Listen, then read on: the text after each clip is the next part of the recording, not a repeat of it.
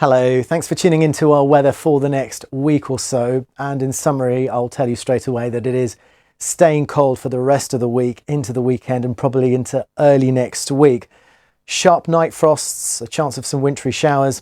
And then sometime next week, we could see things turning at least gradually a little less cold and then eventually mild, wet and windy. But let's concentrate on the here and now.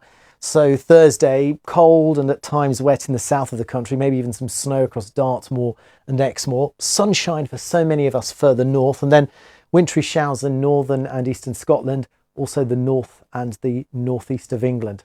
And this is the evening on Thursday. It remains cloudy and cold in the south with some damp weather, and again those wintry showers further east, but also lots of clear spells. And it'll be a cold morning on Friday, a sharp frost. Look at that, city centres there, -4 degrees Celsius in Birmingham, and I suspect in rural spots it'll be a good deal colder than that. So it really is like the middle of winter at the moment. It's well below the average.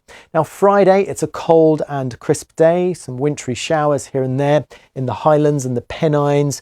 In the Welsh Hills, it'll stay around freezing all through the day. In city centres, it's closer to around 3 degrees Celsius. And then Friday and into the weekend, that cold airstream keeps on coming in from the northern climes. But we are starting to see a little shift in the wind direction just out towards the west of us. You can see just a gentle suggestion of these wind arrows coming in more from the west, from the Atlantic. And that's a sign that the air, the atmosphere at least, is turning a little less cold. But close to the ground, it's still pretty chilly. In fact, look at these temperatures again on Saturday. 3 or 4 in the south, typically around 1 or 2 in the north. But then Saturday into Sunday, these low pressures start to encroach, and that is a sure sign things are turning less cold. But of course, what happens when we have low pressures racing our way and there's cold air over us? There is still a risk of some wintry weather. So let's see what's happening then during this transition period. So on Sunday, looks like we'll see some wet and windy weather approaching southwestern parts of the UK. Still that reservoir of colder air across Scotland. And then that low with its rain on the leading edge and snow further north.